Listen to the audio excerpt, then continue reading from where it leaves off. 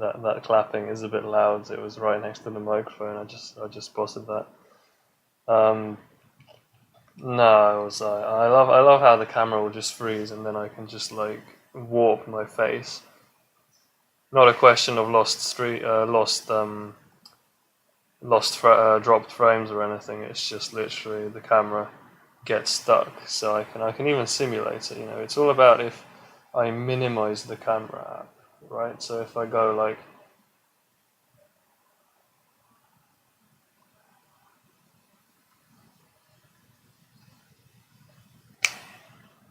So it works pretty well.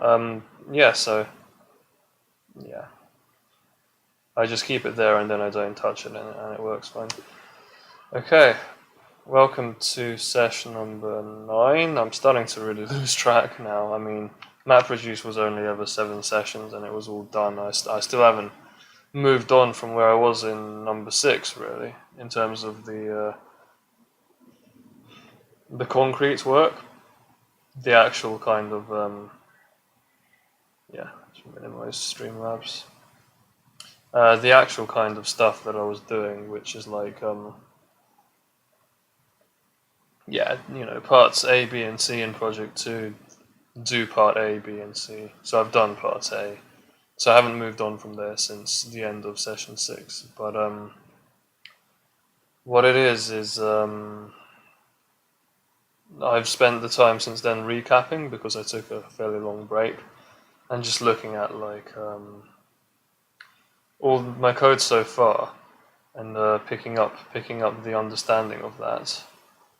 I don't know why today I'm paranoid a bit about streaming again. It is so much easier when you have multi-monitor setup. You can just always see your stream. You can always check if you've not messed something up like woefully.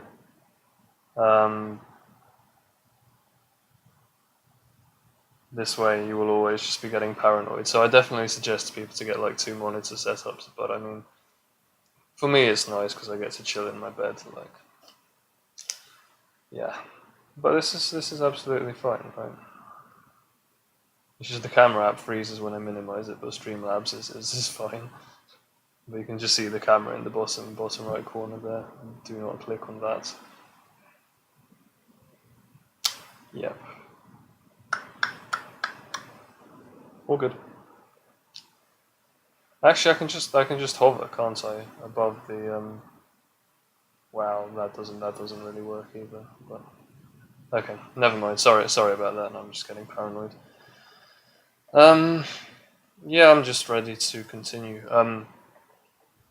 So tonight is interesting because well, the weather's finally cooling down after days and days and days of extreme heat. It was 32, 3 degrees yesterday. No streaming yesterday, but I had to go out. I actually ended up going to a job interview. Guess I didn't even realize it was an interview at first. It was just a kind of informal chat, but it was like, oh shit, I'm being interviewed. Always the way. And then yeah, I went for a bit of a walk in East Central London. It was just ridiculously hot. Went to the Barbican to eat lunch. So it's finally cooling down. Tomorrow's going to be nice, although I think it'll be rainy. But God, it was just like I lost the will to live. Last night I just passed out. I didn't want to do anything. I ended up staying up till 6 a.m. I think, which is not healthy in the least. But you know, I've said to myself, okay, I'm going to do another stream tomorrow at 11 a.m. Stream tomorrow 11 a.m. Session number 10. And so therefore I have to, you know, get a good night of sleep. So nothing too ridiculous like last night. I was watching, yeah, there was another world record in Wind Waker HD 80%, which is my speedrun, in the sense that I've just kind of enjoyed watching it, and I recommend it to anyone. It's the most interesting speedrun I've ever seen, I think. So I've been following that, Get Optimized actively.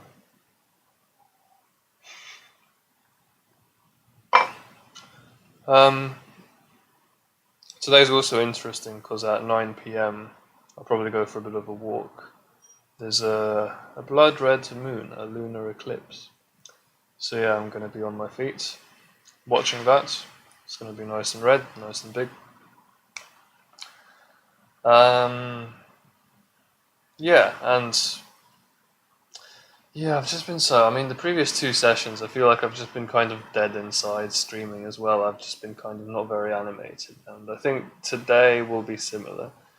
I'm gonna try, tomorrow, because the weather's finally nice, I'm gonna try to wake myself up after a nice sleep. But I've just been kind of, I've been making good progress, not getting frustrated at all, but it's just been a kind of, a verbal slog, like, well, I guess it is just always going to be the way with computer science. It's always going to sort of work like that, unfortunately. But yeah, I mean, everything is cool, and I'm ready to continue. Session 9. Session 9. So yeah, I started 4 minutes late, and also haven't set anything up, and that's because Dell XPS 13 has a dysfunctional sound driver that just crashes sometimes, so you have to restart it. I'm gonna get this laptop serviced at some point. There's quite a lot that's wrong with it. It's a luxury, and you have to, you pay like 820, I think I paid for it. It's the standard i5 8th gen new full high definition model, full, as opposed to quad. Quad? No, QHD is not. It's not quad. It's 1440. No, it's quad. It's quad compared to 720, but 720 isn't. I don't want to call 720 high definition. It's what should be the norm in today's society. Yeah, so I just had to restart the laptop, but thankfully it only took 4 minutes to then turn it on and set all the software up. So yeah, let's run all the stuff. I'm not going to load Visual Studio yet because I'm not going to actually need it as such. That didn't work. Instead, I have 2 options, right? So I could start reading part 2B. I'm paranoid as I am. I'm thinking I should reread 2A, but at the same time, do you know what? I'm reading it now. I'm pretty sure I did all of this stuff. I read it at the time, and I actually did it, so I'm happy to move on. I do sometimes get a bit obsessive about, have I done everything perfectly correctly? But you gotta be effective. You've got to actually sit down and push through stuff and only apply the correct level of perfectionism, a reasonable level that gets you the results you want, but then you're brave enough to just persevere with the next thing, knowing that you've, put in your rationally decided amount of time into the bit that you'd had previously been working on. So you just have to really trust your judgment in order to be effective. And my judgment is definitely that the next thing to do here is to start reading 2B. So that's one of my options. The other option, which I'm probably actually going to start with, is to look over my notes for the blueprint. So you've seen the blueprint. All the resources that I'm using to learn are listed bottom right of my Twitch page. There's a resources section. So the blueprint, contains it kind of just contains a nice outline of the entire project. I like how I'm just on the right there in task view or whatever it is. Here it is. I just check with Streamlabs occasionally whenever I do like a major reshuffle. Oh god, it's gone dark. Do I want to counter that? Just reduce the exposure or something? No, I don't want to touch it, to be honest. I'm just going to recalibrate the camera slightly. Give me a sec. Look at that. Yeah, that's another reason I want this stream to be done quickly. I mean, the only reason it's so dark is because of the clouds and thunder and whatnot.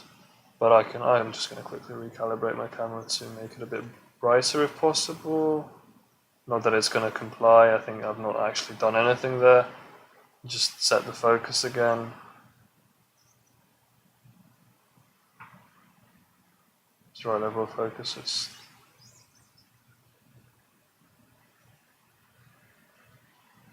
There, yeah. Oh, whatever, man. That's just, yeah, okay. So my face is going to be a bit darker today. Because I wanted this to get done early, I just did not set my lamp up, and I don't want moths. I really don't want any more after what happened last time. Moth done get chopped by fan. Wonderful, absolutely. Literally, I mean, there's a loud clang as the moth goes through the fan, and then it gets projected at me in a kind of half dismembered state, and like, there are just limbs, like insect limbs, on my window pane from like random insects anyway, and it's just like, I'm not dealing with that. So, so yeah, I mean, I'll look through this. That's my alternative. That's my, do I read through task 2B, or do I read through this and my scrap notes? I haven't yet decided which one of those I'm going to do first. The stuff I did before that, the recapping I've done so far, has been all about my code that I've done so far. So I haven't looked at part 2A, which is the bit that I had done. I didn't look at it again. Instead, I just looked at all my source code, and I made a summary, which is quite good, actually. I think it's a really, really simple overview of what's happened so far, and you can just kind of see it yourselves. Phase cycles, the 3 phases that the program is in on every server. So this is when it enters leader, it goes into this cycle. When it enters follower, it goes into this cycle. And when it enters a candidate, it goes into this cycle. And this is a breakdown of exactly what happens at each of these steps that I've done: send heartbeats, election timeout, request votes, await votes, count votes, some assertions, some standards that I've set up for all my RPCs, how the term sync works, and then just some additional information about how the RPCs work. And this stuff, literally everything that is interesting / useful about the program is covered in this scrap file, which is really short. And the program behaves exactly in this way, and I've tested that as well. So I mean, I have a really solid base from which to continue, is the point that I'm making. So this file is up on GitHub. It's called Raft code so far. It's in the scrap folder of the distributed systems directory. Alright, a quick nose blow. I really hope I don't get a cold because of the weather. Just a sec.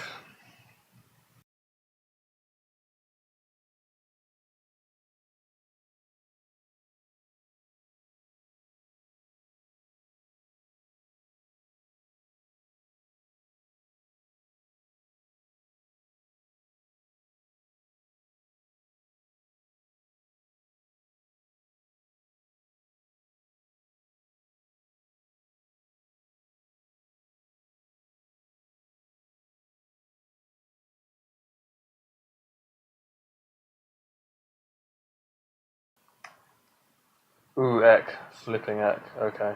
All good. Yeah, okay, let's just have a literally like a glance through that shouldn't take more than 5 minutes of both of these things that I'm saying, like, I should maybe do next. So one of them is the blueprints. I'm just gonna look through the blueprints. Okay, I did also have the idea maybe I should look at my scrap so far, but I'm feeling like the best thing to do is to actually rewrite it without looking at it. I'm not certain that that's what I should do, but it's just I'm just feeling it. If you see what I mean, I'm just feeling it. What's the other thing? Yeah, and I'm also just gonna really quickly flick through part 2B. Oh, I'll see which one I do. Okay, for the time being, let's flick through the blueprints first, and I'm gonna put that in chat just as a kind of so that I can actually split up my VODs more easily next time, because I've been struggling to do that efficiently recently, to be honest. The camera just keeps moving, damn it.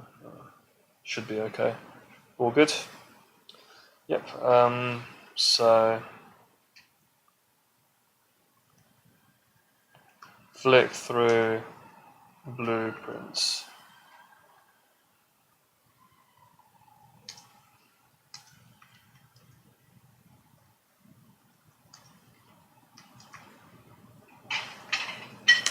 Alright.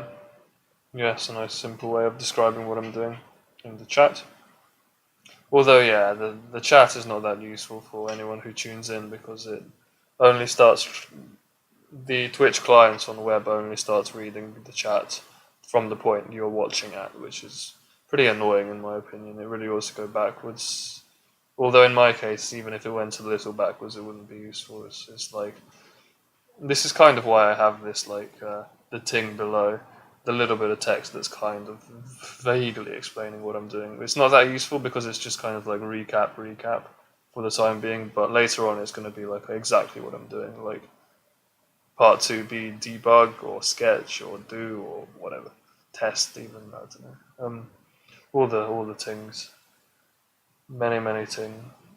Yeah, so for the time being I'm just going to blueprint my way to success. So let's have a look. State, I don't care too much about at the moment because all these variables have been implemented, and I'm not gonna really know exactly what they do until I read about them in the context of something else, a different section, right? And at which point I can just flick through the states section here and fill in the information of what the actual thing is. So, you know, this is like what the things are, this is how the things behave, like the rest of it, loosely speaking.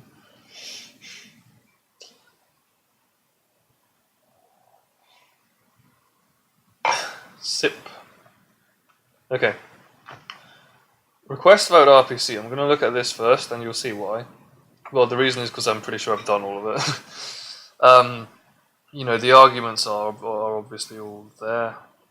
Oh shit, no, they're not. They're not all there. Log index and log term, I have not implemented those at all yet. Yeah, receiver implementation details and whatever. Yeah. So basically, I mean, this is the thing. I'm pretty sure I haven't. I'm gonna check in a few minutes' time, but I'm pretty sure like part B in the project, the question B out of C is going to be about the whole data phase and like all this stuff about the log, the leader keeping all of the followers up to speed on all of the data that's been passed to it, and also passing, once consensus is established between leader and followers on the log so far, it passes bits of log on to the final service, basically.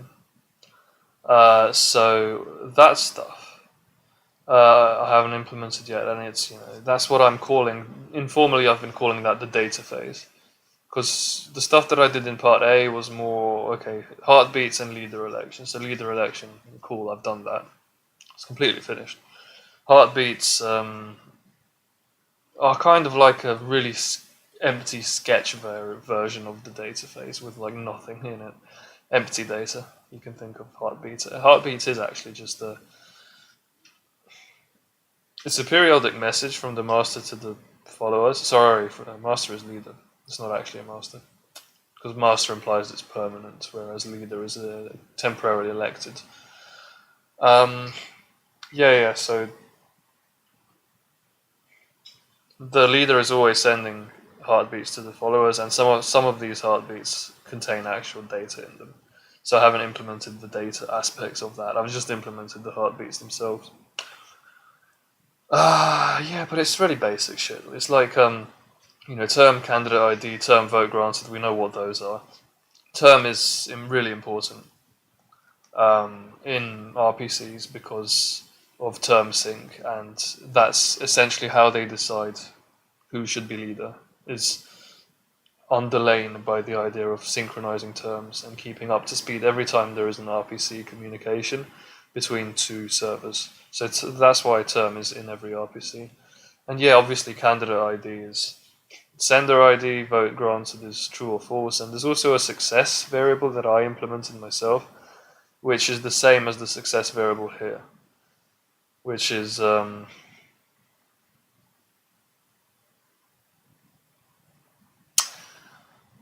it's not actually the same, because I haven't implemented logs at all, so my version of success is not what it's going to end up being. But my version of success I've propagated to request vote because I thought it was useful. It's actually just another term sync type technical variable, which I'm probably going to end up editing because it's wrong. Like, this is not what success is defined as here, but never mind. That's just something I'm going to fix later. So, okay. Success isn't actually relevant here in the specification. It's just something I tried to add in, I guess. Last log index and last log term is like, okay, when it says candidate's last log entry, oh yeah, the sender's last log entry, because request vote sender is, it should say sender, it shouldn't say candidate, because there could be more than one candidate at the same time. It's just whoever sends this particular RPC, or at least an instance of this RPC class,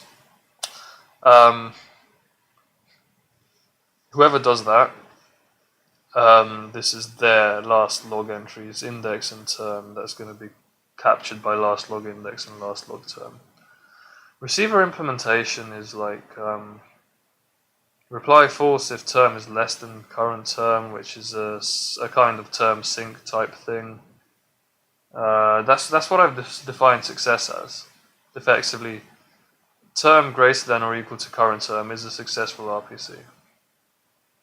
I'm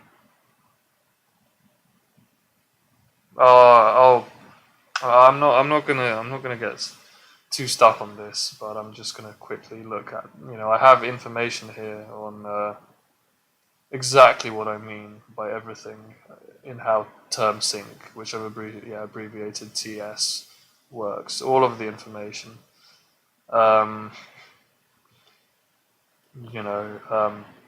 Term sync is a simple enough thing because our RPCs are, A sends to B and B sends a reply to A. And so at the point where B receives the initial send, it syncs terms for itself, and then it sends back the new term to A, which syncs terms for itself. And at the end of that, they're on the same term. And so you have three outcomes of that are basically before anything happened, before the exchange started, what was the sender's term and what was the receiver's term. And depending on whether one's greater, less, or equal, you get three outcomes, which I've defined as like -1, 0, and +1, I think, in my code. It's basically just an order relation, and it's I update my own term in the event that my term sync is, because term sync is always the self compared to the other. So whether it's the sender or the receiver, it's myself compared to the other one. And so I said, like, if I'm out of date compared to the other one, then I'm -1 outcome, +1 if I'm actually ahead, and 0 if we're equal on term. And so if the outcome's -1, i.e. I'm out of date, then I update my term. If the outcome is 0 or 1,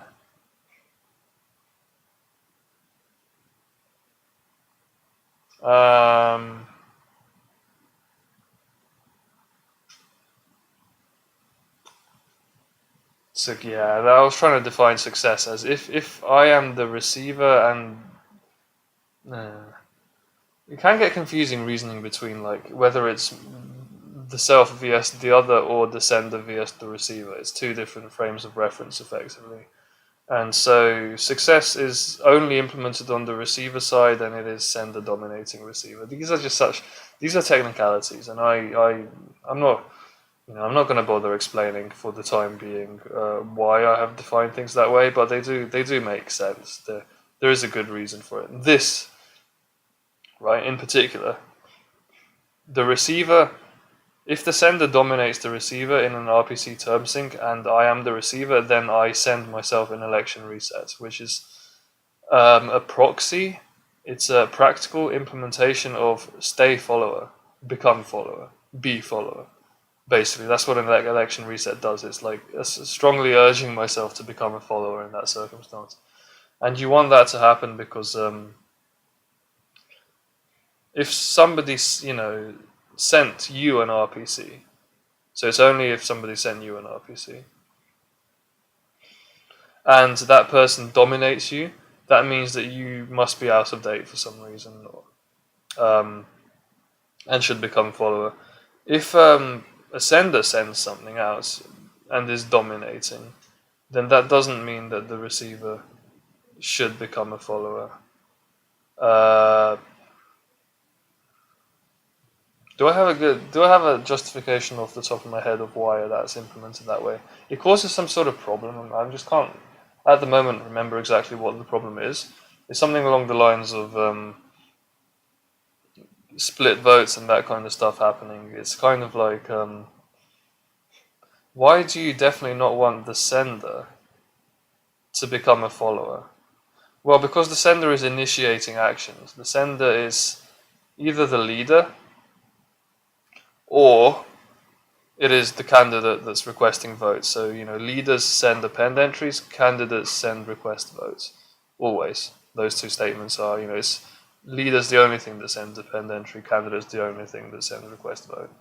Anything, a server can be in any state and receive anything. That's always true. That's fine. But the point is, if I'm the sender of an RPC, that means either I'm the leader, so I'm trying to lead, i.e. send data, keep everyone synced, send out heartbeats to keep, tell everyone I'm alive, or I'm the candidate, in which case I really want this vote to happen ASAP. In neither of those cases should I become a follower. I should give myself a bit more of a reprieve, effectively, to be able to kind of get my shit done. And that's why only the receiver gets forced into being a follower, because the receiver is not initiating anything, and so it's fine for it to become a follower, because it is probably in that situation not a candidate or a sender or whatever. It's kind of like a priority thing. If there's only one candidate, then, or if there's only one leader, then that thing is not going to become follower, because it's not going to receive anything, because things don't send to themselves. Obviously, it's possible for something to be candidate when something else is leader, but in that case, the leader got disconnected, or else this wouldn't be candidate in the first place. Things only become candidates if they were already followers, and that means that, either the leader was like really freshly elected or not. But even if that happens, there's actually a system whereby candidates can quit. They can become followers if they receive an election reset, which would happen if they receive something from someone else, namely either another candidate, in case two candidates accidentally call votes at the same time, because there's no other good way of stopping that, because in distributed systems, all the computers work completely independently from each other. They can only send messages. Or the situation where something just got elected leader. And in which case there's a new leader, so therefore, okay, if I'm candidate, I should step down and give the leader a chance, basically. There's also another thing that I implemented, which is that if something is a candidate, then in the same thread, and it wins a vote, in the same thread it becomes leader. There is no chance for a context switch to happen, which means that then the leader immediately gets a chance to send RPCs, and anything that receives an RPC and is out of date on term is gonna become a follower. So these are the basic ideas for how the system works and why it's robust. They're pretty detailed technical ideas, but from the perspective of what it is actually, so abstractly, if you ignore the motivation for everything, the implementation is quite simple. So it is just this stuff.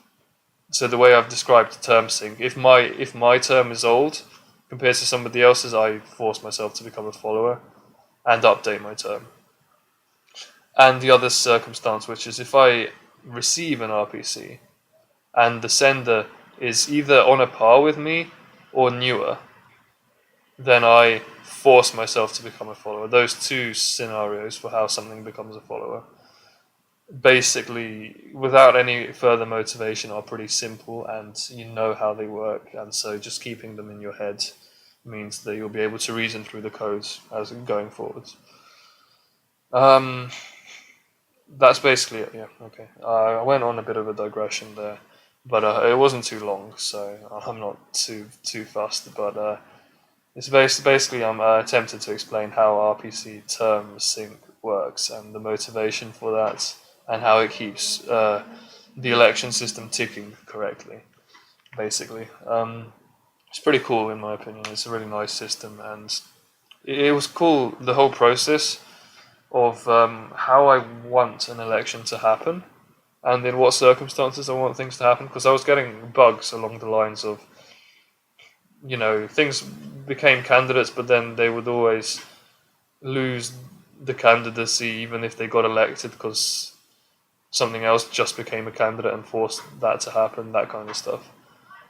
Um, I kept having those bugs where nothing would ever get elected as a result, because by the time it was doing an election, something else stepped in and ruined it. And so that's how all these two basic ideas, the election resets paradigm of receipt and the sender is dominating me, it's dominating receiver, that and term sync in the sense of I update my term if I'm out of date compared to somebody else, and those two being the precursors to something becoming a follower, which is becoming a follower is ceding control, whether you're doing an election or are already a leader. Becoming a follower is giving away control, because then you have a timeout which allows other things to happen. So just those two ideas basically keep everything working perfectly. So far it seems. So the process of getting from how I want the election to work to those two ideas was a lot of fun. I guess it was just kind of cool to whittle it down to something so simple and elegant in the end. Because it's this is such a short document, yet it covers a really complicated process. So it's just elegant, It's, the math in me approves. Ah, God, I need to blow my nose again.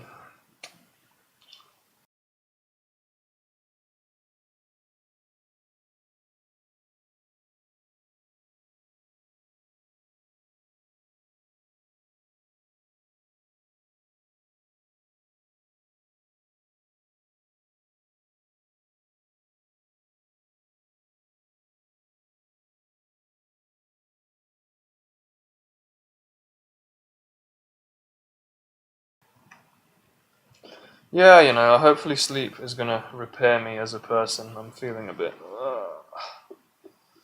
groggy on the health side, but yeah, okay. So, yeah, let's. That was definitely a bit of a digression, really. Because I'm effectively looking at the stuff. I'm trying to find the stuff that I haven't implemented yet. So I've spoken about term and how that works. Votes granted, reply false in the situation that term is less than current term. What that means, they could have written it better. It's if they'd gone through the thought process I've just gone through, they probably would have written it instead of, well, okay, term and current term. What term is other term, and what current term is my term. And so this is other term less than my term, but this is the receiver, which is to say sender term is less than receiver term. And that is the circumstance in which the sender is not not dominating being the not strict inequality on term relations. The sender is not dominating the receiver, and therefore the receiver should be ignoring what the sender is talking about because it's out of date, literally. So that's implemented. I've done that. If voted for is null or candidate ID, okay, grant vote. That's what I've implemented. I've skipped the bit about candidates log being up to date, which is going to be a comparison of some sort, I don't know. But it's an integral part of the voting process, is that the candidates log has to be up to date as well. So that's just one of the things that we need to implement next. So these two, in this section, the stuff that's left to implement is just these two variables and the log up to dateness check. When it comes to append entries, that's a lot more complicated. Literally the entire data phase is more or less covered by append entries, so I'm going to look at that last because this is the most new stuff is here, I think. Rules for servers. There's some stuff about commit index and last applied that I need to look at. If RPC request or response contains other term is greater than my term is strictly less than, then I update and convert to follower. This is part 1 of RPC Term Sync. So the not the election reset, but the other one. This one. This is what I used to initially, in the past I referred to this step, which I've just described in the paper as well, as the whole of RPC Term Sync. But then I realized election reset kind of comes under that as well. So election reset is one part of it, and the other one I'm going to give it a name. I'm going to call it update. So we have the update and the election reset. And success, I have not, like I said, I'm not really defining that correctly because it doesn't match with the definition given here. So it will just cause confusion if I maintain that. But I'm gonna still leave it, but I'm gonna deprecate the dependency. So instead of calling this a success, I'm just gonna put that there and move this somewhere else. So it's important. It's just important to note these two in particular are the key things that are done during RPC Term Sync, right?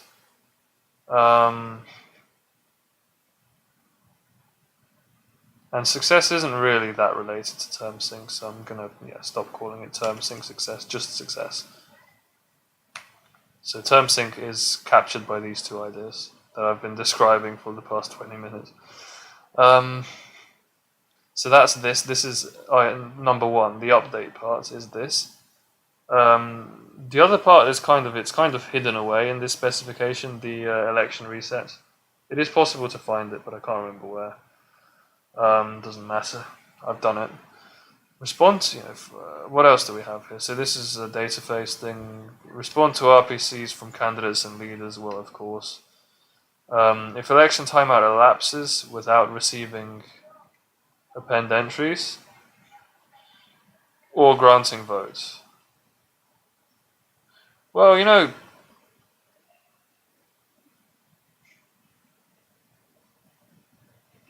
so convert to candidate happens if the election timeout elapses. That's what this bullet point is saying.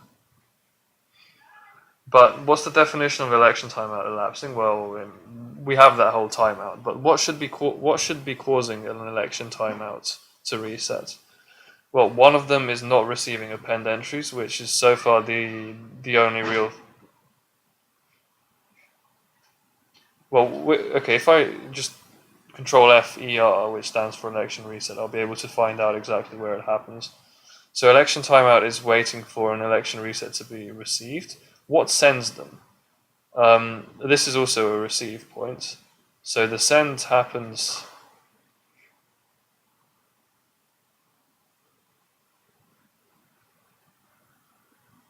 Well, one of the things that causes a send is term sync, as defined by this sentence.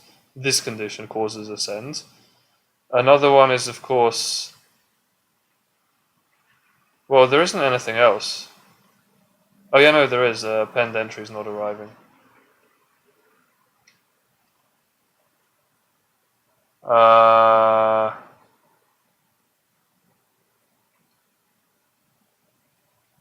Yep. So what resets an election timeout? Answer. Oh no. Sorry. This is the only thing that resets election timeout because append entries is an RPC and receiving a heartbeat comes under being the receiver of an RPC. And then we have this additional condition which should always apply because you don't want to be resetting on account of something that's already out of date. You want to be invalidating the thing that's out of date. You always ignore a server that is before you in terms of term so that it can update itself and then try again, basically. So actually the whole heartbeat thing actually comes under this, but request votes also comes under this. if something receives a vote request, then it does the same thing, right? But here it's saying without receiving append entries or granting votes to candidates. So I've implemented it slightly differently. For me, it's without receiving append entries or without receiving request votes. Here it's talking about granting votes, but I am actually resetting, whenever it receives a request for a vote, I am resetting election timeouts, provided that the request comes from something that is up to date on term, which is one of the preconditions for granting a vote. It actually says here,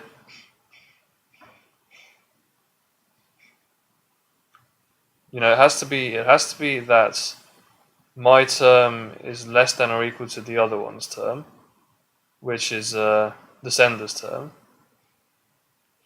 which is precisely the condition that I'm using here, that the sender dominates receiver. That's another way of putting the same thing.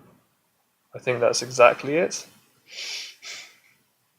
So that's one of the preconditions for granting a vote, is that the sender dominates the receiver.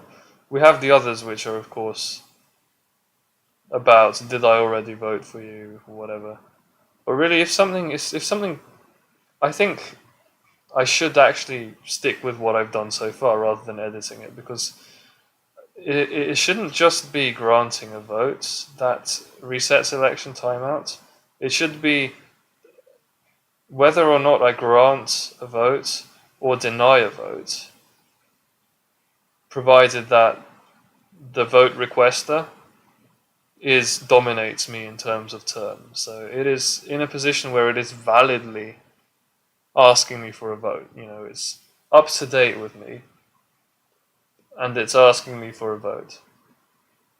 So even if I deny it a vote, which is going to happen in the case of a split election, probably, I'm still happy to become a follower in that circumstance, because the thing is calling a new vote effectively, and I should give it a chance even if I'm voting against it. So I'm happy to leave that as it is. Data phase is going to confuse things a bit when it comes to this, but it's fine for now. Yeah, both of those, cause a conversion to candidate. So this is effectively election timeout, election reset, which is the RPC Term Sync. So this is the update RPC Term Sync. Both of them are together are term sync. This line here, respond to RPC. Do I have the select tool? Surely I should have a select tool. I can't seem to highlight. I have the hand tool, but yeah, because it's Internet Explorer or whatever, it's not that good at reading PDFs. Should probably have opened it in Firefox. But yeah, this line here is just automatic. We don't have to care about it. This is data phase. What else? Candidates. Well, candidates have absolutely nothing to do with the data phase. So I'm pretty sure all of this we've already done. Increment current term, vote for self, reset election timer. What do you mean reset election timer? I mean, I don't call another election until I'm done with the initial election, so the election timer is not relevant at all. I don't use a timer, I use a tail recursion with delay. So it's like set timeout rather than set interval in JavaScript for comparison. So I don't care about, there basically is no election timer in my implementation. Send the RPC to all the other servers. If it received a majority, it becomes leader. If it received an RPC, convert to follower. Okay, it says here append entries RPC, but I am strictly allowing request vote as well. So I am cancelling votes in the event of a split election. I am basically cancelling votes rather than electing anyone. I'm fully cancelling the vote. That's a technicality, because it means that even if something was going to win a majority, in a split election, so when two elections are happening at the same time, even if it was going to win a majority, um, I'm saying it should try again with a randomized reset. So, the randomized reset, the randomized timeout is intended to get them to try again out of sync with each other so that one dominates in terms of priority. So it's a slightly different situation, because in the event that they all just keep calling elections at the same time, nothing even has a chance of winning, let alone it being unlikely, because in split election usually it's unlikely. I think that anything will win, but this way it doesn't even have the chance. So that makes the code slightly slower, I guess, but I prefer it that way. It's just worth bearing in mind that there is a slight deviation there from how the blueprint is saying that I should be doing things. So my term sync is veered slightly away from what the blueprint is saying it should be. So I should keep an eye on that in case it stops working when I've done part B. On the other hand, I'm pretty happy that what I have done is actually close to what will work, like reliably. The window is just randomly moving for some reason.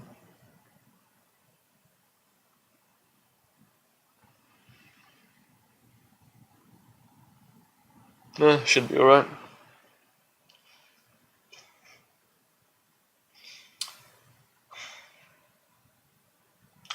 Alright, cool. 0 dropped frames. Well, the guy I watched set the world record yesterday had like thousands of drops frames. Poor guy is trying to raise money for a new PC. Sort that shit out. Okay,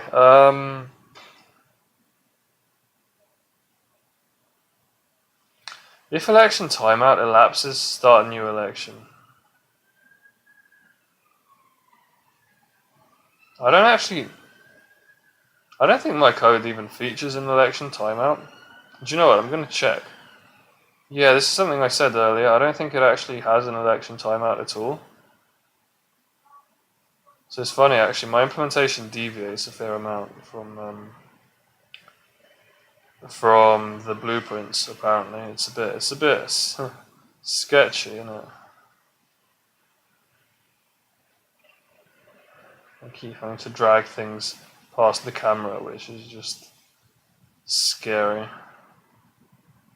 But okay, camera is still working fine. Let me just, because I keep slouching, so I'm just have to get the camera to follow me.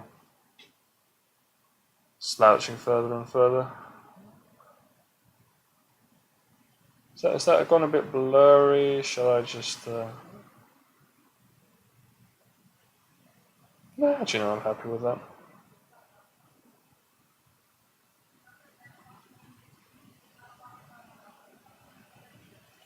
Yeah. So basically, my candidate code is a bit.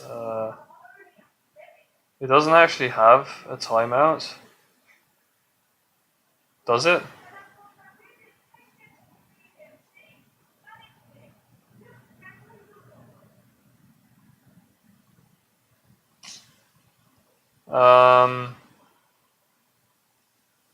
Well, it is allowed to receive election reset messages, but elections do not time out at all, do they? Basically, what happens? Oh, the fucking chavs again. Well, I really do wonder that shouting on the street lifestyle, if that's just like from their culture or something, because they live in more impoverished situations or something, and so shouting on the street is more reasonable. That doesn't make sense. There's no logic behind what I just said. Like, I really don't know what it is. Like, what makes you think it's reasonable to just like randomly shout on the street and just live your life that way? I don't know. The street shouters. Yeah, so again, I'm looking at this code. You know, sets up a vote, requests all the votes, okay, then it continues, waits for the votes. It calls votes in, but it does not time out. There is no timeout situation here. I could get it to time out easily, by the way. What I have to do is type in another case in this select block with the same way I'm timing out followers using the time.after just-in-time channel. You know, time.after this much time, do something else, like return, call a new election. Maybe I should put that in. What do you think? What do you think? What do I think? Well, funny you should ask. I don't know. It doesn't seem necessary almost, but at the same time, if I don't do that, what happens is if nothing sends an election reset, then that bit waits. The voting waits as well. The voting doesn't wait though. The voting is always going to finish. The reason for that is that either something replies to an RPC or with a vote, or it doesn't reply, in which case the implementation of the RPC sender auto votes false, which means that all the RPCs come back with a vote, whether or not the actual RPC came back. So the RPC handlers are always going to send a vote after timeouts on the RPC effectively. So I'm effectively using the RPC timeout as a votes timeout, send a vote of false, or if it didn't time out, then whatever it replied with. That means that this is never gonna lock up here. This is always gonna continue. And so we don't have to time out the election at all. We can just call the votes, and then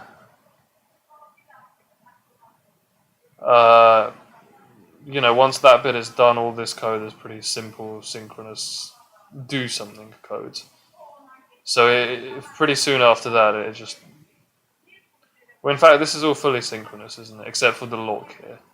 But I mean, yeah, it just continues and exits. So it doesn't deadlock there. That's the point I'm trying to make. There's no deadlock possibility. So I don't feel like a timeout is necessary. That's what I'm trying to say. On the other hand, I am just going to put here case 3 explicit election timeout, because that is what it said in the spec. So I'm going to leave that there just in case it turns out to be necessary. Very easy to implement that. Very easy. All I have to do is, because I already have a timeout in the follower code. Here it is. Time after timeout. Change to candidate. So what happens here is I would type the same thing, except change to... Yeah, no, I didn't. Literally, I'll just copy and paste that block of code. I don't think it's necessary, so I'm not going to do it. But I would literally just copy that code, because if there's an election timeout, it's just supposed to become a candidate again. Which happens here in the situation that it loses a vote, effectively. In every other circumstance, it becomes either leader or follower. If it wins a vote, it becomes leader. If the vote gets interrupted by the RPC term sync, it becomes a follower. If there's no vote interrupt, but it loses the vote, it just recandidates itself after some sort of randomized delay, which is... Oh no, actually it does it immediately. It does it immediately. There's no... Yeah, the randomization happens in the follower code before the candidate code is called.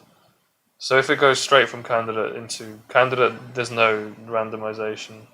That's slightly dodgy. I feel like the randomization should always be there. Because see, this is where I'm choosing a timeout. What I probably should be doing is using the standard election timeout.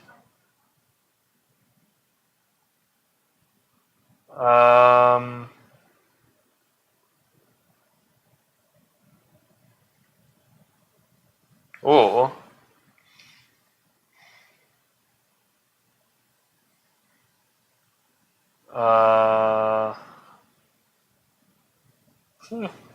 Or just copy and paste the timeout code into the candidate's re-election code. That's probably the simplest solution. Okay. So I'm going to also put down a comment. Again, not necessarily sure I need that, but I am going to put in here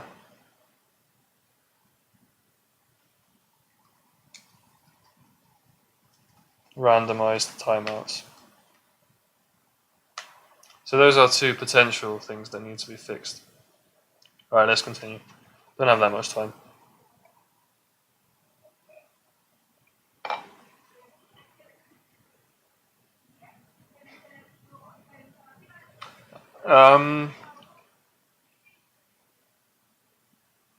Yeah, so it's talking about election timeouts, which is effectively the same timeout that the follower has. Oh, right, sorry, I'm looking at the wrong thing.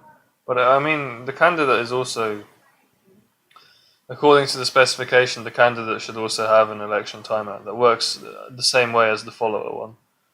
So it's basically saying, oh, you should copy and paste all that code, or maybe write a function called election timeout. But I don't think that code can easily be deduplicated. I think I'd have to manually copy it out. It's not such a problem. Just a little bit. Cool. All right. Well, the potential, it's in my mind now, and I will fix that if I decide it's necessary. I'm going to try to wing it. Well, not wing it, but just continue with my current non-randomized version with stricter RPC Term Sync requirements than in this blueprint, and hope that it works. So in some sense my code is stronger, and in some senses it's weaker in terms of how it handles the elections. So the stuff I was talking about 20 minutes ago is how it's stronger. Like the RPC Term Sync implementation is stricter, so things are becoming follower more often. But the election timeout and randomization is less strict because I'm only applying it to followers and not candidates. Alright. Other than that, this is totally implemented, and then leaders. You know, this is absolutely okay. This is the heartbeat I've done. See, this is how it handles input. If command received from client, do this. Then there is stuff here about propagating. And keeping synced.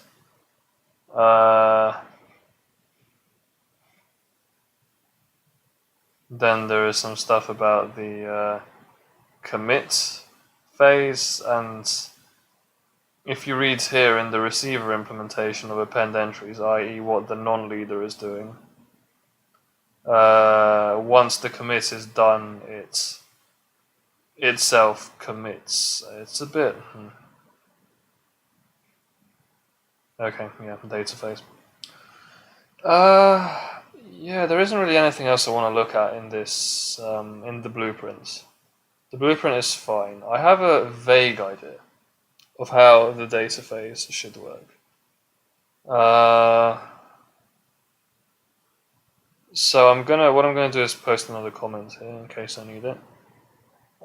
Check illustration.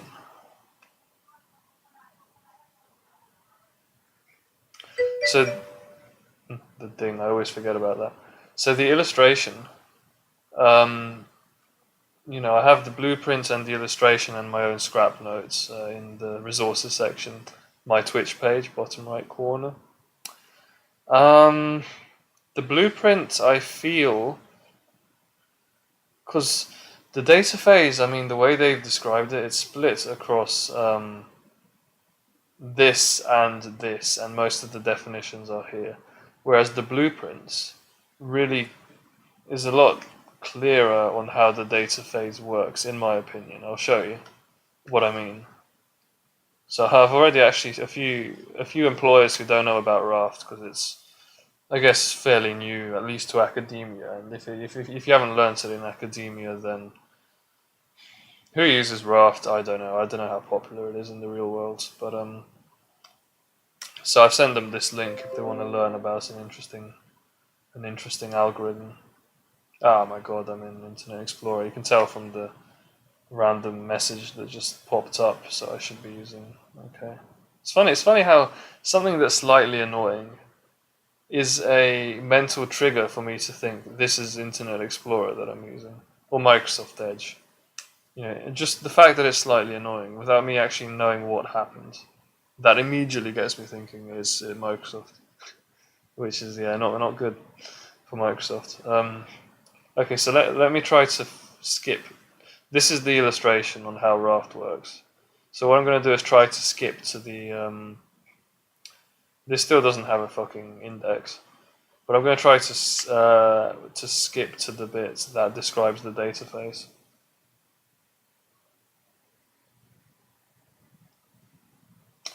All right, half an hour more.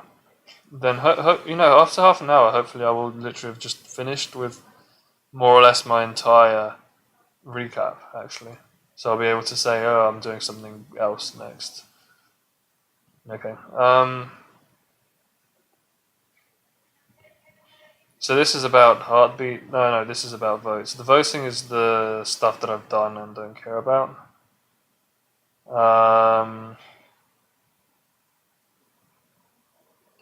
Shit. Data phase, okay. How do I go back? You're allowed to go back in the first half of this tutorial, but in the second half the back button disappears, which is funny.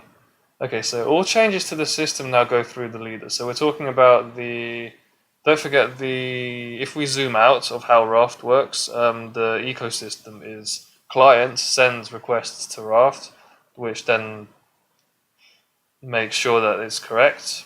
The requests are correct and maintains a log of what the client has sent and sends things over bit by bit to the service that the client is trying to communicate with. So Raft intermediates. That's not a verb, just mediates, I guess. So there is the client side and the service side. Those two, the client side is like how inputs are handled. The service side is what Raft outputs effectively.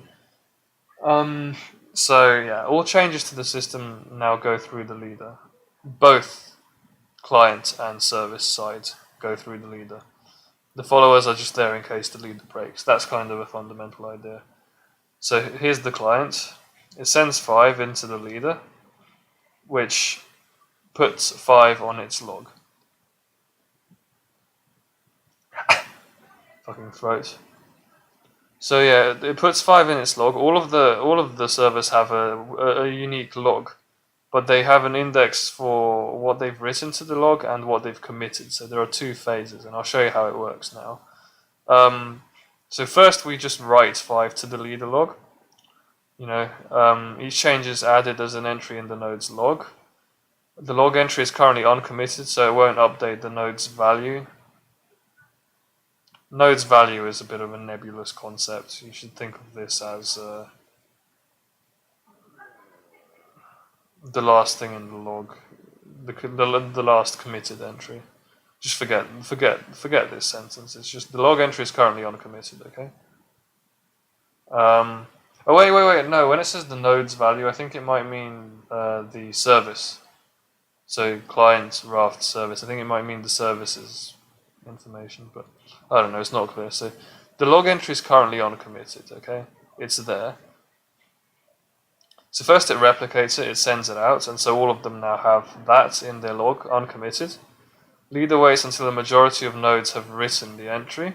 So the RPC, it sends the data, write the number 5. It can actually send chunks of log. It doesn't have to send one at a time, but yeah, it sends 5 out to the 2 of them, and they reply with success.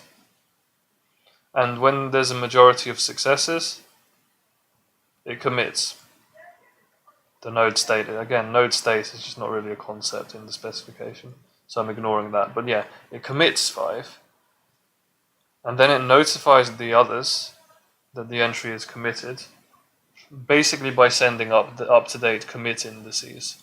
So commit index is kind of a pointer to the last committed thing in the log.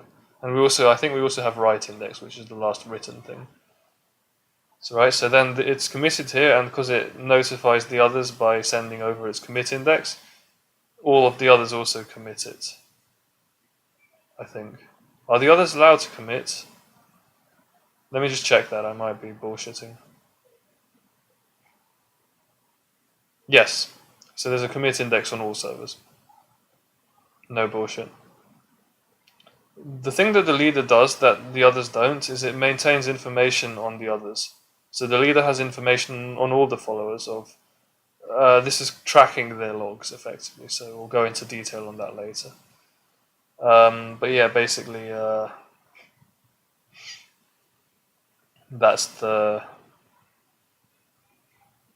thing, that's how the committing works, right? So just flick through it again. All changes go through the leader, right? So the client sent it to the leader. So the leader now has 5, it just replicates that. It writes 5 to its own log, then it replicates it to the others, which also write 5 to their log. Right, and then they send back, okay, we successfully replicated, and because the majority has replicated it, the leader commits it. And when the leader commits, everything else commits after that, it follows the lead. Okay, so the leader commits, so it's leader writes, followers write, leader commits, followers commit. All that is preceded by client sends over the data, and it is followed by the leader. It doesn't actually mention it, but it's followed by the leader then sending that information on to the service itself. So it's in total it's a 6-step process for every log entry. There's a 6-step process. Client sends to leader of its own volition. Leader writes, sends to the others, the followers, the non-leaders, I guess I should call them, yeah, followers, or, yeah, they should all just be followers, because they're in touch with the leader, so they're followers by heartbeat. The followers write, because the leader told them to. And then the leader notices from the replies that the majority has written, so it commits, and then the followers commit, because the leader told them to. And then anything that the leader has committed, it sends over to the service. So those last 2 steps, the followers committing and the leader sending over to the service, those are independent of each other because the service only cares about what information the leader has. But it needs to be committed on the other side, because if the leader breaks, you want things to be committed, because the idea of committing is, this is definitely what has happened. That's like the final step of consensus. Writing is subject to change, effectively. Yeah, I think that's how it works. So it's just transferring that information to the, the formalized blueprint that we have here, which is talking about exactly how that's implemented. All right. I'm not going to re-summarize this yet. I'll do that, I think, as part of my I am starting part 2b phase. Instead, what I'm going to do now is read. How long is 2b? It's not even long. So actually, do you know what? I'm literally just going to read 2b, because I'm fully going to read 2b, and once I've done that, I will know exactly what work needs to be done for me to actually program 2b and get it working and whatnot. So let me just slip down a bit further. Yeah. So that's what I'm going to do next. Let's do it.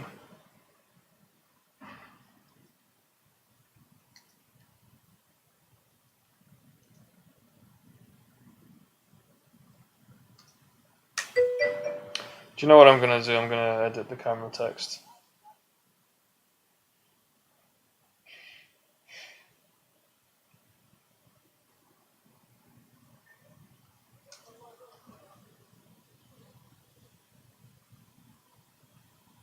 Hopefully this does not crash Streamlabs. This has happened before. Phew. Streamlabs is it is dodgy software. I haven't seen a big streamer ever have it crash on them, but I mean it happens. Like I swear down, it does happen. To me, it usually only happens just before I'm about to start streaming, so it's not such a big deal. I just restart it. But if it happens during streaming, that would be monk ass, dude. Is it monkass or monka-s? This is the question. My friend and I are not in agreement on the matter. So, for all you Twitch culture aficionados. Yeah, so let's read 2B. Okay, yeah, what else I'm going to do, by the way? Okay, I'm hot on my code. I don't need this to still be open. I'm going to make a new text document to summarize 2B. So this is pretty... My workflow is fairly standard on this. It's like... this, by the way, I downloaded a snippet of music from a Needle Drop Anthony Fantano video. It's just like a quick soundbite. I might show you guys what it is because I find it quite comical. I'll play it in a sec actually. Just let me save this in the location I wanted to save it in. Scrap 2B. Yeah, see I already have a 2A, so this is just going to be 2B summary. Yeah, let me just play the thing. Where do I have that saved? I think I have a copy of it in music. Yeah, this thing.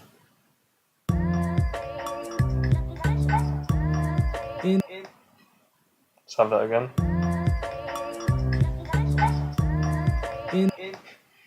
It's a comedy soundbite. I don't have a clue where it comes from. But it's just the perfect way to like deride something that means something to somebody else. You just go like, you send them like, this is...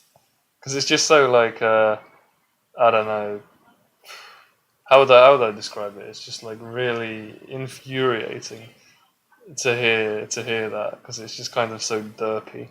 That's how I'd put it, derpy. It's basically derpy, mate. It's like, yeah. Anyway, fucking what? So yeah, what was I gonna do? So I don't really need this to DS folder. Yeah, so 2B, that's what I'm going to be doing, summarizing 2B. So reading through it and just putting down some basic notes on... this is not an actual like sketch. I can see the webcam is lagging. I think that's because of low light. Yeah, oh god, this is kind of like my old shit tier webcams. Wow, look at that. Look at the motion blur. Dear Lord. And I think my the sound might be out of sync with my mouth now as well because of that, because of the low light. So yeah, I have to remember not to stream in this situation. Do you know what? Never mind. I'm not that fussed. So just for a bit, I'm gonna have actually, do you know what? Like this lamp is like right here, so I know it's in the wrong place. But like, if I just turn that on, whoa! There's suddenly so much more light in the room that everything is just fixed. Look at that. No more motion blur. I don't know. It's a question of exposure. Exposure increases motion blur for some reason. If it's the higher the exposure, the higher the exposure, the higher the motion blur. But now, as you can see, it's completely perfect. If it's, I don't know if my mouth is in sync. I think it's okay. But yeah, basically, cool. Yeah, and there's a shadow now on the right, like on this side. No, on this side. Obviously, because the lamp is on this side. Fucking, is this the real life? I mean, when you're looking at yourself on camera. Alright, listen, I have about 15-16 minutes that I'm going to spend doing this because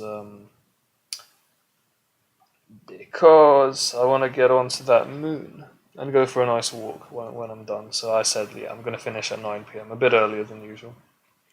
So let's do it. Part 2B. Do a git pull? No. I could do a git pull, but why? There's no reason.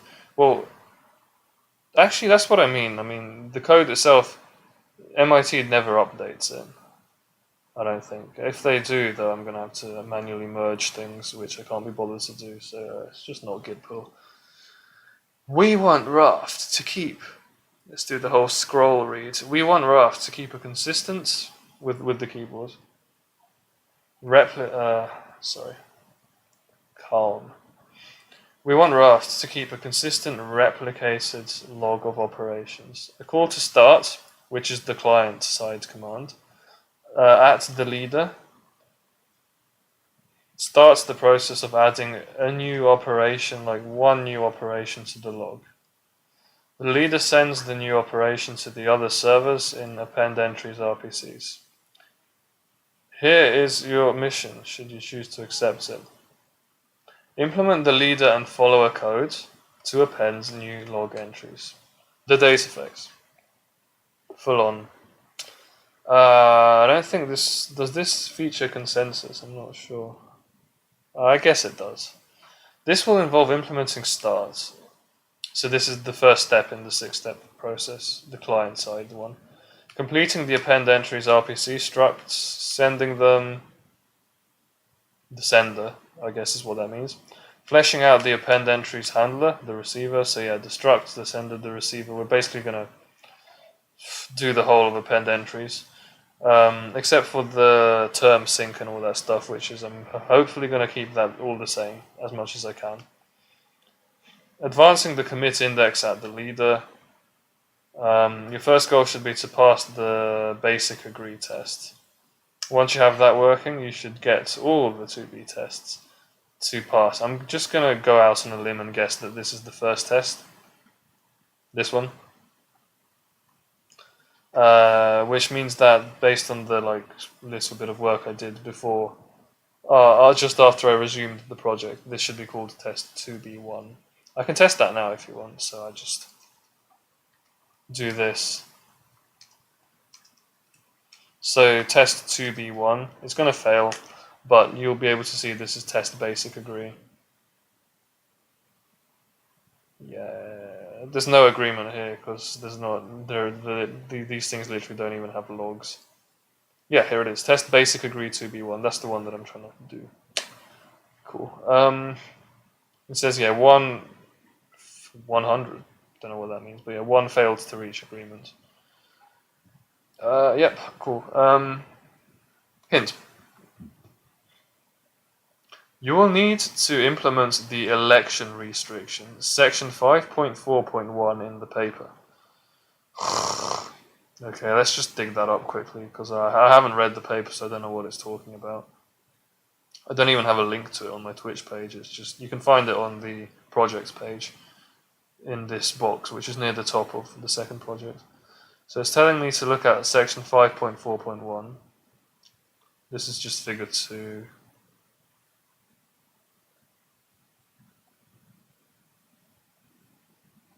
Here we go. That is long. So much text. Okay, well it's getting skimmed. In any, can I highlight?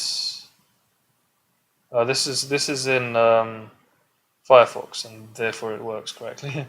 The select tool does what you expect it to do. In any leader-based consensus algorithm, the leader must eventually store. In any leader-based consensus algorithm, the leader must eventually store all of the committed log entries. Sorry, that was a strange sound. Because it just fucking disappeared just like that. Come on, please. Can I not highlight anymore? Is that a myth? The leader must eventually store all of the committed. Oh god, yeah, no, highlighting does not work correctly. RIP Firefox. I'll have to do it by mouse, which at least does work. Leader must eventually store all of the committed log entries. In some consensus algorithms, Don't know what that is. Leader can be elected even if it doesn't initially contain all of the committed entries. These algorithms contain additional mechanisms to identify the missing entries. Okay. During election or shortly afterwards. This results in considerable additional mechanism and complexity. Raft uses a simpler approach where it guarantees that all the committed entries from previous terms are present on each new leader from the moment of its election. Yeah, because it's an election requirement is that the logs are up to date. Haven't implemented it yet, but you take the point. Without the need to transfer those entries to the leader. This means that log entries only flow in one direction, from leaders to followers. True, but don't forget the acknowledgement of log entries does go from follower to leader in order for a commit to be possible. Majority acknowledged means commit happens. Majority of followers acknowledged means leader commit happens. Yep, and leaders never overwrite existing entries in their logs. That's should remember that, yeah. It's only followers that overwrite logs in case there's a problem. Okay, that's a solid assertion. Raft uses the voting process to prevent a candidate from winning an election unless its log contains all committed entries. The candidate must contact a majority of the cluster in order to be elected, which means that every committed entry must be present in at least one of those servers.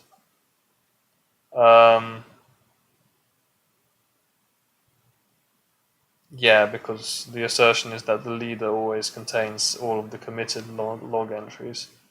And what we're saying is if something's a candidate, something else will contain every committed entry. No, it's not that. It's just that a majority is required to commit. Oh yeah, sorry, it's pigeonhole principle, isn't it? Yeah, maths. So at every point, every committed entry appears in over half of servers, right? Every committed entry always appears in over half of servers because that's a requirement for it to be committed. But also,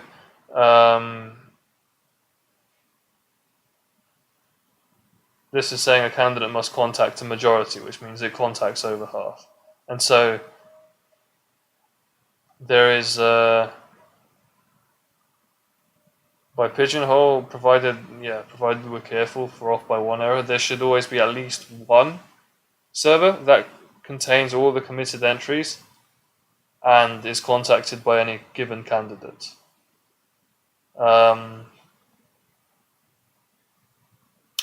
So the process of, well, I mean, it's not just the candidate must contact a majority, but as in it must receive affirmative votes from a majority, and so it can only receive an affirmative vote from a candidate. Well, all of these candidates that have, all of the candidates gets a majority of votes, and for that to happen, a majority of true votes, affirmative votes, in order for it to become a leader, and for that to happen, by that pigeonhole argument, at least one of the things that voted for it contains all the committed entries, and it only votes for it if the log is up to date. If the thing's log extends its own log, therefore the leader must contain all the committed entries at the point of its election, which is, I think, what we were trying to prove in the first place. That makes sense? Yeah. Okay. I'm not going to write that down. Maybe I should. It's kind of important, but I'm just going to trust my memory with it. Yeah, if the candidate's log is at least as up to date as any other log in that majority, where up to date is defined precisely below. Up to date, I think, is the extension relation between logs. You know how one list can extend another list. I'll check that in a sec. It says defined precisely below, so that will come up. Then it will hold all the committed entries. Yeah, by that argument. That's the argument we just made. Okay. The request vote RPC implements this restriction. The RPC includes information about the log, and the voter denies its vote if its own log is more up to date than that of the candidate. Yep. That's in the blueprint. That's this. Candidate's log is at least as up to date as receiver's log, so I'm definitely going to implement that. So there's no additional thinking required there. Raft determines which of two logs is more up to date by comparing the index and term of the last entries in the logs. If the logs have last entries with different terms, then the log with the later term is more up to date. I was about to conclude that this section didn't have any new information in it, but I think this is new information, unfortunately. If the logs end with the same term, then whichever log is longer is more up to date. Oh, okay, so up to dateness of logs is not extension. It is a bit more subtle. Okay. This definitely, I don't know how I have to copy this. I have to save this somewhere. Definition of log up to date order relation. This shit. Why does it say the N? I think it's supposed to say the, but there's a... Can you see that little hairline? This is like two separate text boxes, but they have the same words crossing over the boundary. That's so weird. Fucking hairline fracture.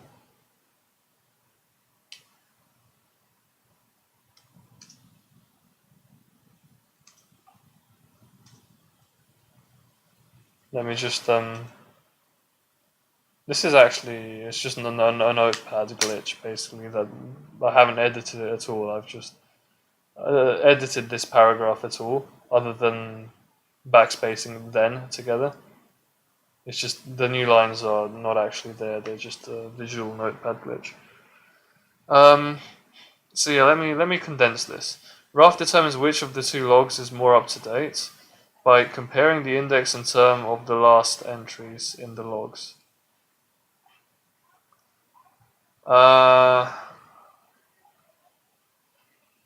So summarize that. If the logs have last entries with different terms,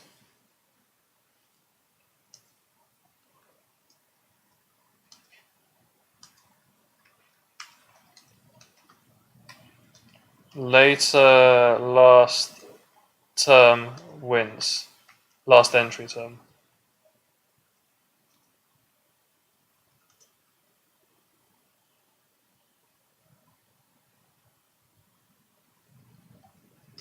I mean, if last entry terms differ, just to get it on one line.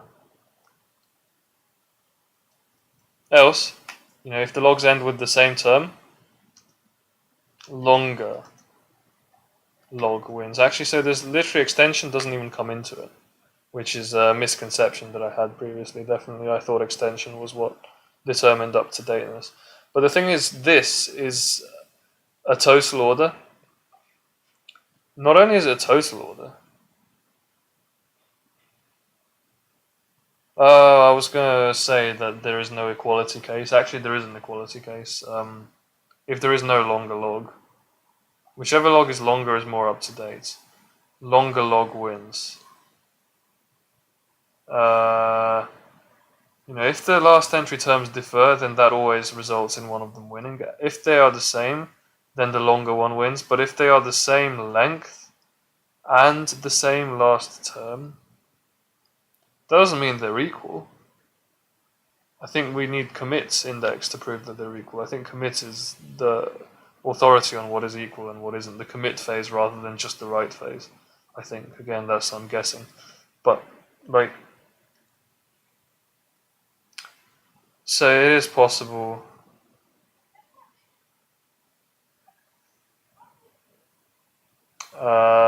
It is possible equality. There is an equality case here, basically. Last entry, the terms are the same and the longer logs are the same. The terms and the lengths are the same, is the equality case here. So let me just write possible equality. In fact, yeah, equality if same last term and same length. The laptop is so chill at the moment. It is at 70 degrees. Okay, it's pretty chill. Whew. Same last, yeah. So, same last term is the else case, and longer long log wins, or if they're the same length, that's the opposite of there being a longer one, so equality. Cool. Okay, that covers this entire paragraph, okay? So, thanks. Okay, let's continue with the reading through this. The hints. One way to fail the early Lab 2B tests is to hold unneeded elections. Well, I mean, I'm pretty strict about crashing elections if they're unnecessary in my code.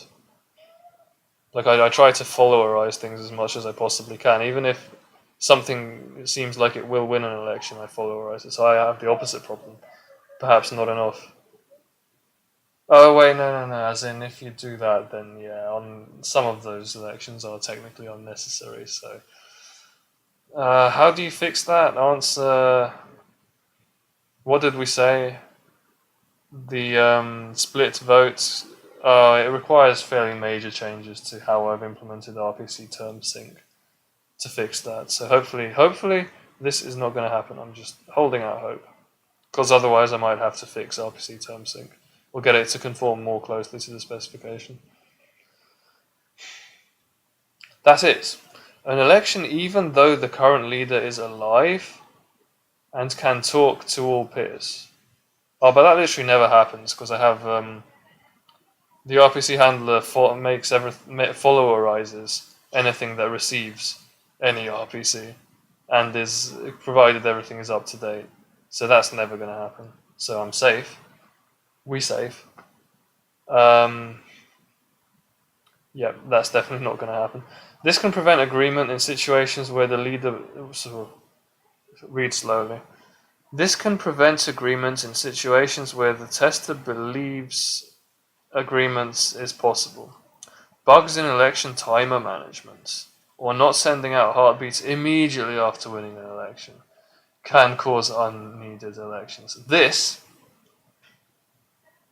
That is the only synchronous phase transition in my entire code, and I made it synchronous precisely because this kept going wrong in the previous testing.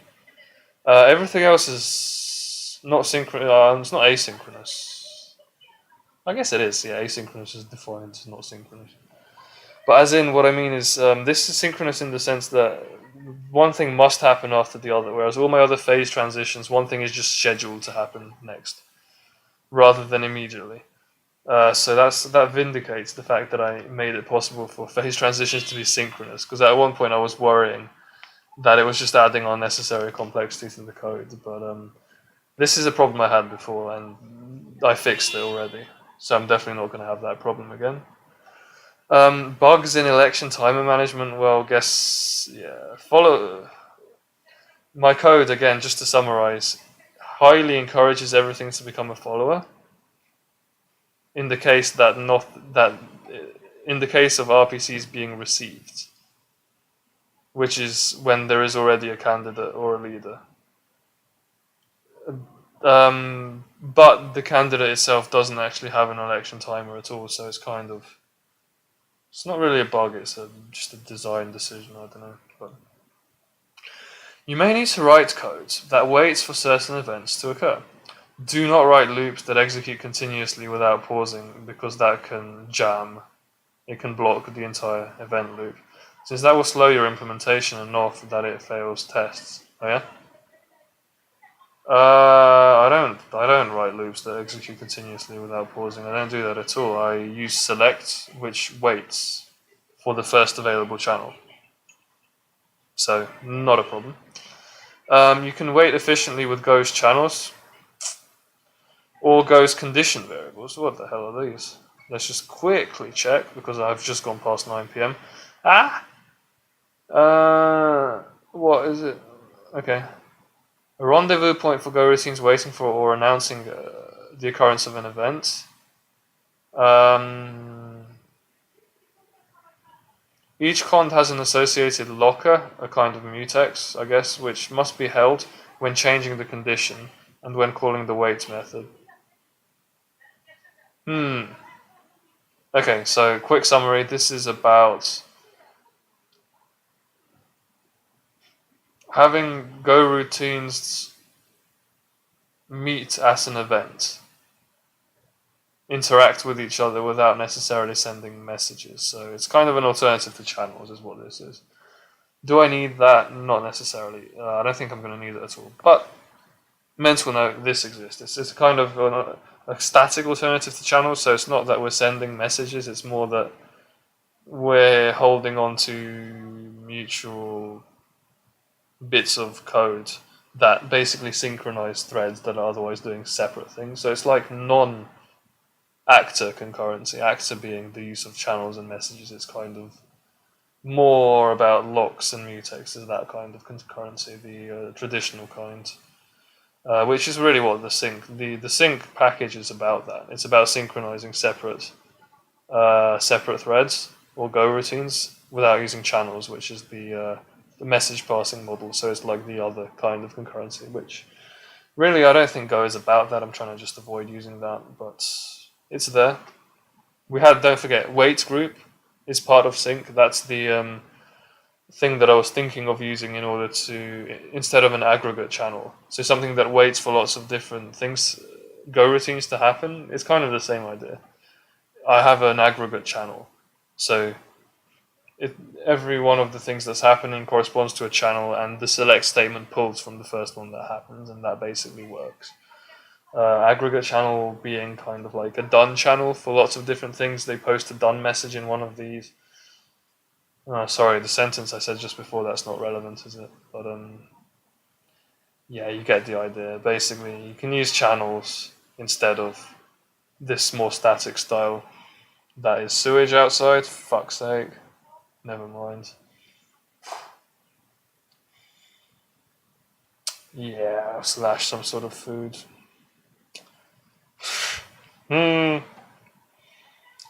So yeah, the idea being you can use channels and message passing instead of the more traditional synchronization stuff, which is still nonetheless present if you use the sync package in Go. Close. Or if all else fails, insert a sleep in each loop iteration. We're past that. I'm too good at Go to have to rely on that. He says. Let's find out. Give yourself time to rewrite your implementation in light of lessons learned about structuring concurrent codes. This is what the previous 3, including this one, sessions have been about. So, in later labs, you'll thank yourself for having Raft code that's as clear and clean as possible. For ideas, you can revisit our structure, locking, and guides pages. I've looked at locking. What is structure?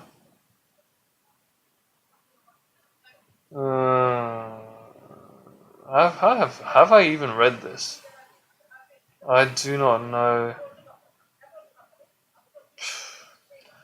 Even if I don't read this and my project succeeds, which is I think what's likely to happen, I'll read it at the end just so I can pick up, lessons that I didn't learn myself. Because the thing is, just reading about things is just reading about things is not the way to learn them. So I'm trying to do things on my own hand by doing as much as possible. But it's still good to read things after you've done them, so that you can say, these are the ideas I've done. These are different ways of doing the same thing that I didn't do. And so those different ways, it would have been better from their own perspective to have done them, but I didn't do them because I had the alternatives I did do. But at the same time, that would be the most efficient way of learning those themselves. But the next best thing, considering I've already done it a different way, is to just read them at the end of the project. So that's what I'm going to do. The tests for upcoming labs may fail if if it runs too slowly. So we have real-time CPU time using Go time Go rather. Some sample output. This is how you interpret it, which we're going to look at the testing phase. And that's it. That's all. That's all we heard for part 2B. With a few hints, So yeah, the election restriction, I read through that and decided the only new bit of information is this, or this rather, my summary down here.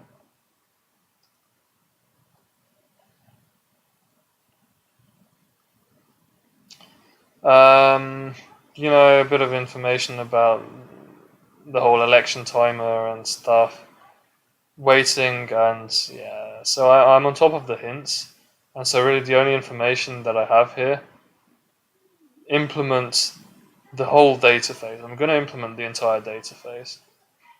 So start function, append entries, struct, senders, receivers, and the whole kind of commit index, add the leader stuff. I'm going to re-summarize the blueprints.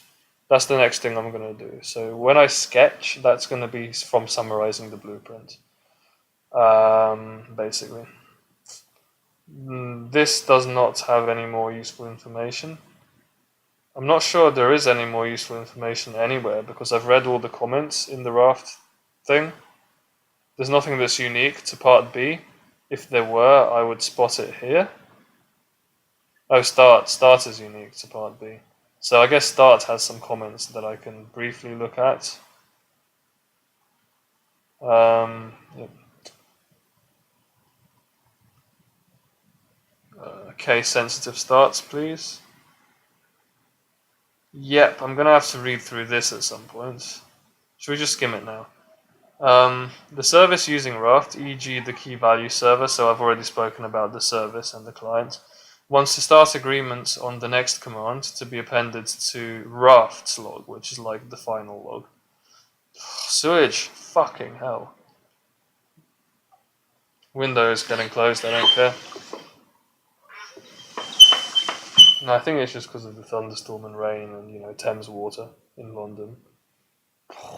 Wow, that smells diabolical. It's not good for my OCD to smell that. Right.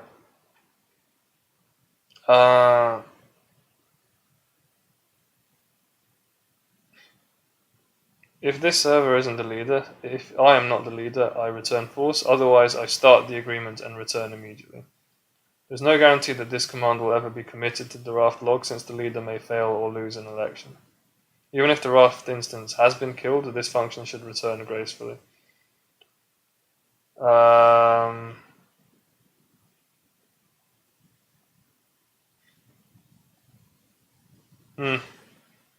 The first return value is the index that the command will appear at if it's ever committed. The second is the current term.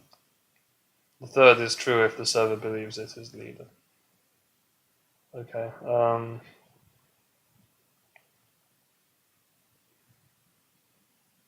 Yeah. Okay, I will reread that, but the point is I'm on top of the basic ideas of everything, and I'm done. Yeah, that is me reading through part 2B. Obviously, everything else is going to involve the sketch and getting start to work, because start isn't really covered by the sketch. It's the kind of interface component, but I have that document that discusses interface as well, so you know, a bit more information about how start works. Well, actually, there's no information here. Sad face. Yeah.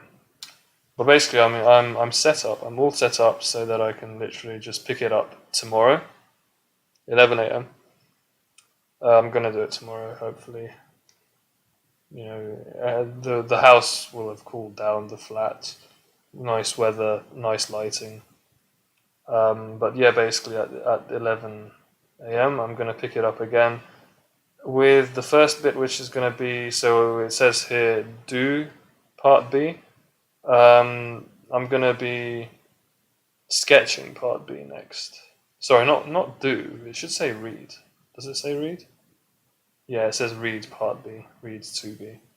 So it's going to say sketch next, and I will be sketching by going through the blueprint, picking out, trying to construct a full idea of how the data phase works and how it interacts with the stuff that we've done so far from the blueprint, but then also reading over start, which isn't covered by the blueprint because it's interface outside Raft. The blueprint is just Raft internals. And then there isn't too much other information at all actually available anywhere. Just do it then. Yeah. So I'm going to turn the blueprint data phase into a sketch in Notepad. texted sketch. And then I am going to, pretty swiftly move on and try to implement it. So it's going to be pretty, straightforward progress from here. We basically solidly start part B tomorrow at 11 a.m., which is cool. Tomorrow, 11 a.m. See you then. Evening session, I'm going to be in Brixton for a SOFA. Don't ask me how that happened. SOFA is a secret lineup, secret location gigs organized in various cities around the world. Secret lineup being the important word. Friends just kind of suggested, let's do this. I've been to SOFA before, but that's because I was hunting a band that I already knew, and they revealed they would be at a particular SOFA. And I have a very, very mixed opinion of SOFA in terms of my perspective, which is as a somebody who's about the music, just the music, nothing else. When it comes to gigs, but this is gonna be fun because I'm gonna be with someone else. It'll be more of just a social bands thing with random artists and fuck knows. And Brixton, because South London is the one. I love South London. South London is like Peronza, Brixton. Yeah, if you know the Crooked Beat by The Clash, that always plays in my head when I go to South London. Alright, yeah, that's enough about that. I'm going to go out, I'm a bit late, but I still have another hour of Red Moon, I think. So I'm going to head, see the moon, and be back tomorrow at 11 a.m. Pretty simple.